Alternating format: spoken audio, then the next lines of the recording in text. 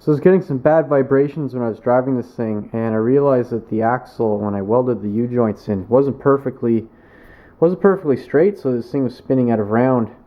So what I had to do is I cut it out again, and I'm just getting it dialed in here. I'll get that dialed in real nice this time. But lathe bed wasn't quite long enough, so I improvised. I took the diff, I bolted it to this work table I have right here. So this thing's nice and secure, it ain't going anywhere. I made sure of that. Then I can just turn this thing on. Look at that. Freaking genius, I tell ya.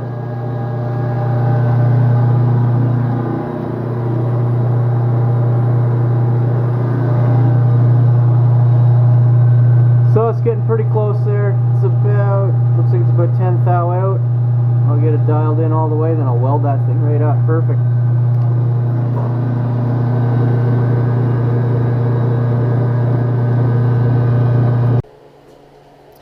Okay, I dragged my welder over to the lathe here. I just threw some newspaper down so I don't get any sparks on the ways or anything like that. So I have this dialed in about as best as I can get it right now. So I'm gonna just go around and just tack this thing all up, and then I'll fully weld it when I'm done.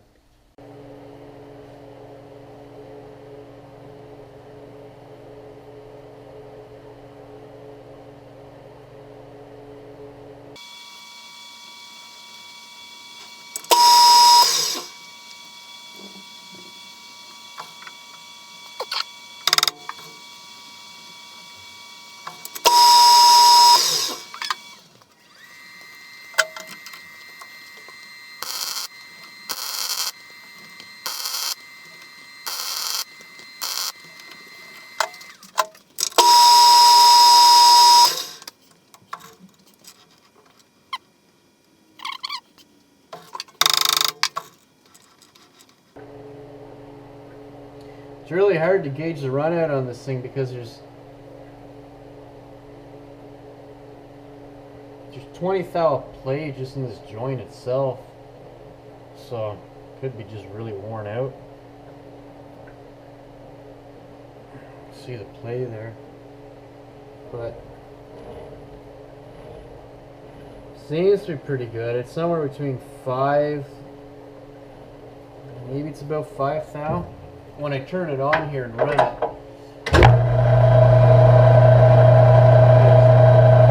a teeny tiny bit of movement, so it might be about 5 thou right now. It's a lot better than what it was before.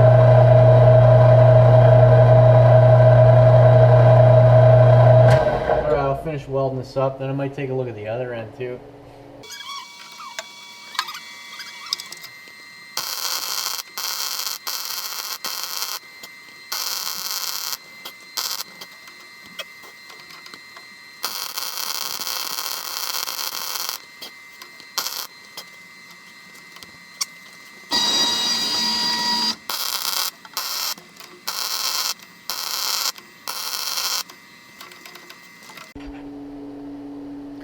Okay, well I put the dial on the other end while I was at it, and it's out just a little bit too. Not a whole lot though. So what I'm going to try on this end is I'm going to put some heat to it, and then I'm just going to persuade it back into the correct location. So let's see what happens here. See if I can get that in. Other end turned out real nice. Yeah, that's probably within about 5 thou. Like I said, there's a lot of play just in this joint, but that's a lot better.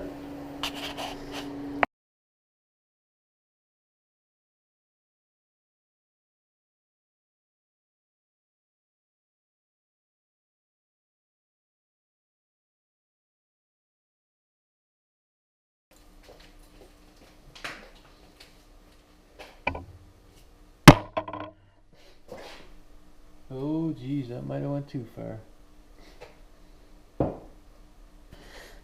Well, let's see what happens. Well, it turns out using heat and a hammer to try and straighten something isn't usually the best thing to do. I after hammering the thing, it was it was worse than when I started, and I couldn't quite get it back in shape. So I ended up just counting my losses there, and I cut the U-joints right out of the existing drive shaft, and I bought a new one. I'm just going to redo this again. I'm going to do it differently this time. I'm going to keep it in the lathe and just kind of tack it, spin it around, keep the dial gauge on there, and make sure this thing is lined up as I go, so over there I don't kind of end up in this mess later on. So I'm going to, well, get this thing into the lathe, open the ends up so that these joints will fit in, and then we'll weld it up.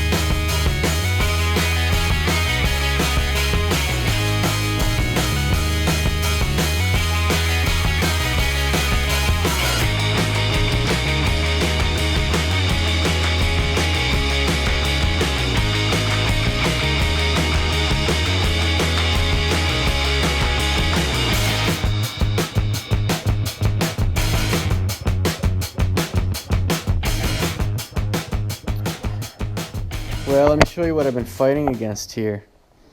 So this joint, see the play? That's the play in this joint. So there's 20 thou worth of play just right there. And then the other side ain't much better. It's probably about, yeah, another 20 thou there. So trying to get this thing dialed in, it just keeps flopping around there. Just when you think you have it, it's hard to say if something's just moving or this is horrible. These joints are, I don't know if that's factory like that. I can't believe that's factory. Anyway, I think this is dialed in pretty good there now.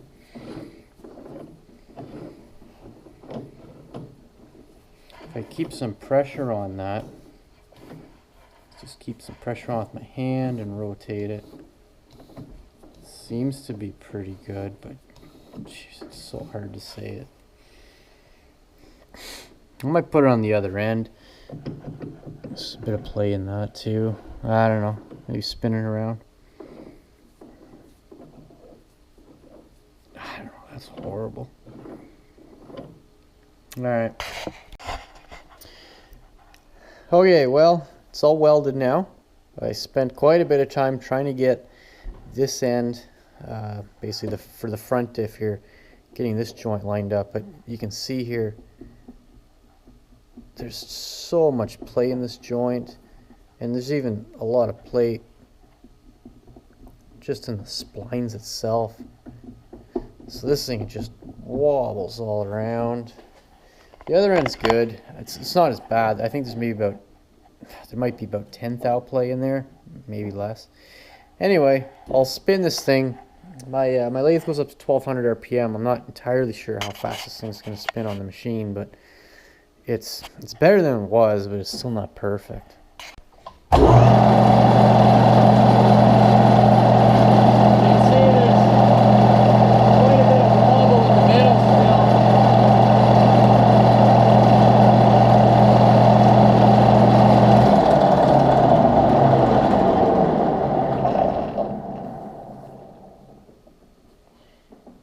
Wobble in the middle.